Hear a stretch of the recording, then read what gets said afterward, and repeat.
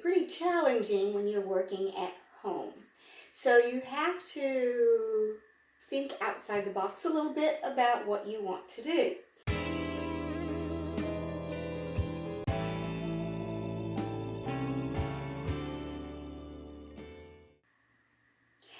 Additive sculpture is all about adding, building on top, and continuing to add until you get the desired effect that you're looking for. So today we're going to explore what it means to add wood pieces together and build a sculpture using the wood pieces.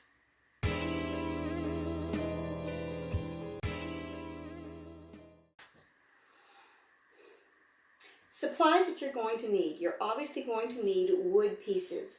And if you don't have access to wood and you can't go and buy any, paper will work. So I'll show you that in just a second. So for the wood, toothpicks. Most everybody has toothpicks available. So you have either round or flat. Both work great. Popsicle sticks. Popsicle sticks work great as well. You can do some fun things with them. I went to the craft store and bought balsa wood in a really cool little sample package. So I have this nice little flat piece that I can play around with, and then I have the balsa wood sticks. Perfect.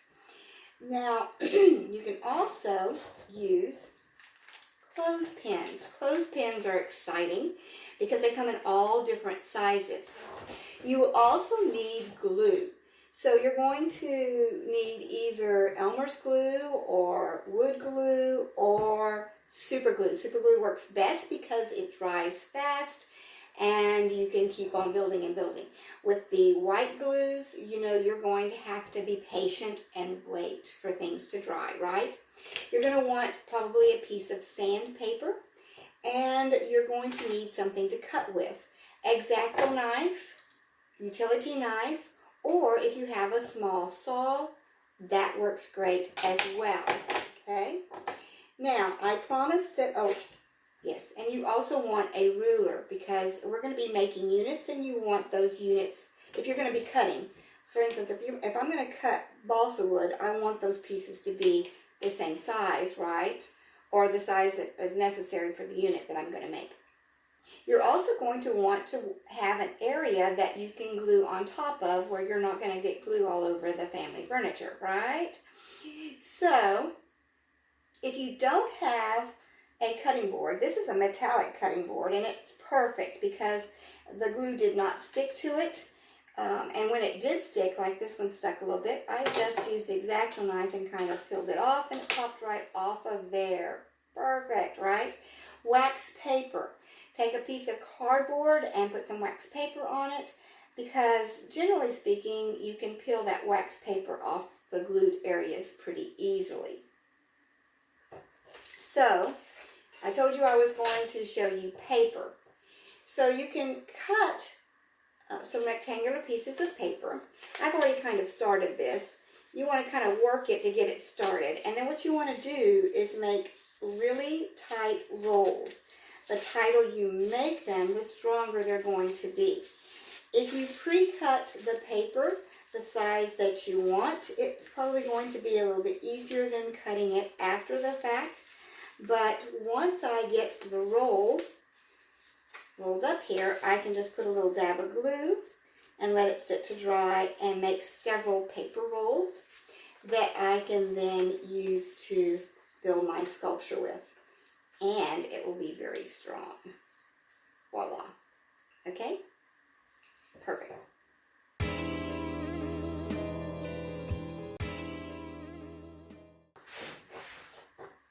So before we get started, we probably want to make units. A unit like this will make it really easy for me to build and make it bigger. And I don't have to make all of the units the same. It would be nice for unity's sake to make several that are exactly the same that I can then build upon. But it would also, for variety's sake, be cool to have 2 or 3 units that were just slightly different that would add some uniqueness to that sculpture, right? So Before I begin making my unit, I think it would be fun for you to practice thumbnailing some geometric forms that you can use as a guideline. In other words, are you going to base this unit on a pentagon, a triangle, a square, a rectangle? You know, what are you going to base it on that you can then put it together and build it? So here is a unit that was made out of triangles. So it's kind of like a little triangular teepee. I also played around with making a star shape that I could then take pieces at each corner and then again make a little bit of a tent out of it. I just haven't finished this one yet. Fan. I made a fan shape. I could put a whole bunch of fans together in different configurations and have a really interesting sculpture. Or this could be that little extra piece that maybe is different every once in a while when I'm gluing up this unit. Who knows, right? I also incorporated the popsicle stick and the toothpick together. So it's okay to combine various materials, right? Yeah, why not? This is going to be a fun sculpture for you to do because the sky's the limit on how you go about putting this together. When you are trying to cut these pieces, craftsmanship will make a huge difference. If you have jagged edges, which is what happened when I tried to cut these pieces, and I don't know if you can see that or not. Let's see if I can hold it up to the camera. You see how jagged that is? All right. So that, you know, it'll glue up, but in the end, it's not going to give me a very nice finished piece that has good craftsmanship. So I want to cut my pieces to be 2 inches. Now that doesn't mean that I couldn't have 3 pieces that are 2 inches and 1 piece that's 2.5 just to make it a little bit off. That would be okay too, depending on what unit I was trying to build, right? So I'm going to mark that. And then I'll bring it over here. When I go to cut, because I don't have a saw handy, I just have my X-Acto knife or the utility knife. If I bear down like so, it's going to give me that jagged edge that we talked about we didn't want, right? So I'm going to use a sawing method, and I'm going to go about, oh, I don't know, I went a little bit there, and then I'm going to turn it, and I'm going to saw some more.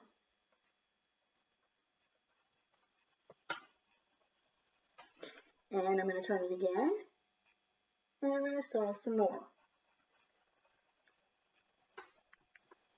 And when I turn it the last time, I can probably bear down, and hopefully it won't splinter. Aha, much nicer. So that has a much nicer cut to it. That's where the sandpaper will come into play as well. I can take my piece now and very gently use a sandpaper to make sure it's a nice clean cut. Now after I have those pieces cut, and I'm going to go back to this, well no, after I have those pieces cut, let's say that I want a triangle. And so I need to have some kind of an angle to it, right? Whatever angle and however way you want it, whether it's a isosceles triangle or an equilateral triangle, however way you want to do that, I'm going to mark that angle when I decide where I want that to be. And then I will do the same thing, right? I will come in and I will use a sawing.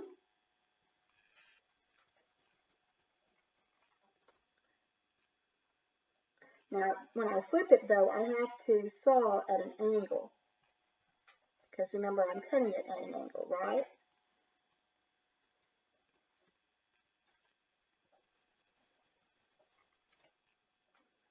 And after I've done that a couple of times,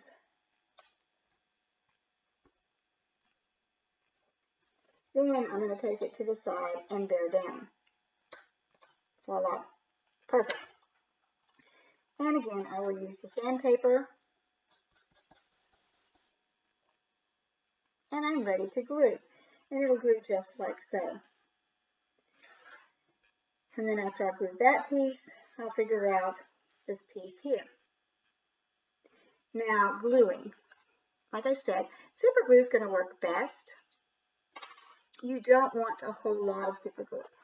So you might want to actually use the toothpick, if you have a toothpick, to apply a drop of glue.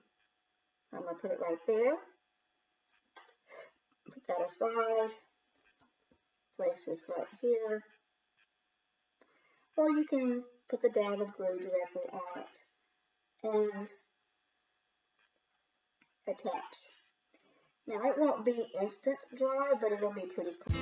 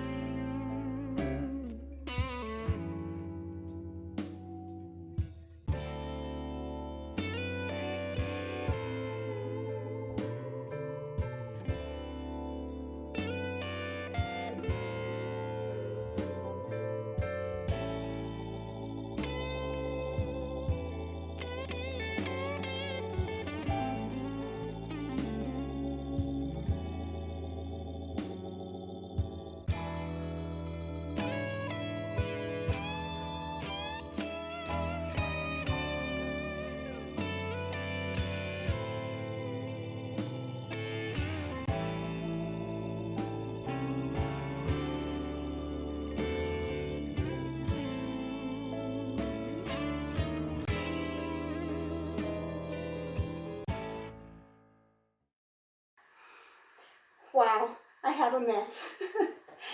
So now that you have one unit built, you can take each of these units and you can start visualizing what your finished product might look like. And you can kind of play around with the balance of it, you know, and how it might hang like this, or, you know, just how you want it to be before you glue up. So you're going to have to kind of play with it a little bit, and then you can start gluing. And you might have to kind of hold it for a second before it sets. Super glue isn't, you know, immediate, but it's pretty immediate, right? You might also, as you're playing around, consider, do I need to add a unit in here that's a little different for variety? Or like a little focal point within your wooden sculpture. Let's see what you come up with.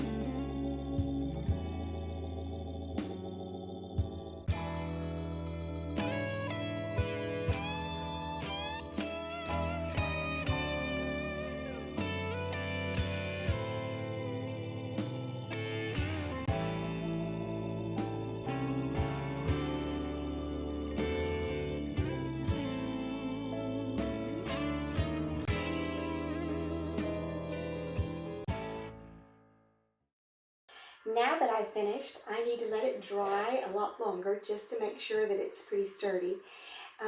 Because as you could see, I ran into some difficulties along the way. I even glued my fingers together for a second.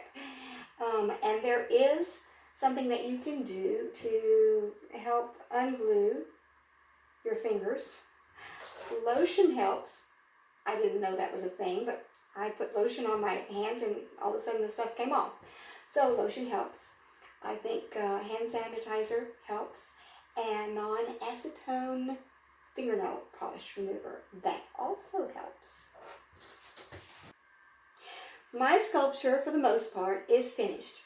I can still play around with it. I think a little bit of color would be fun, and maybe taking these little bitty clothespins and painting them, and then maybe just clipping them in a few places for a little bit of variety and a little difference, right? Yeah. In fact, for that matter, I could take those little clothespins and clothespin something different on there, like little bitty photographs, or I don't know, something that I find outside, some leaves or some, anything fun that you can think of that might be different. So, again, this one was made from 7 fairly exact units. And it has movement. It interacts with the space around it. I think it's kind of fun.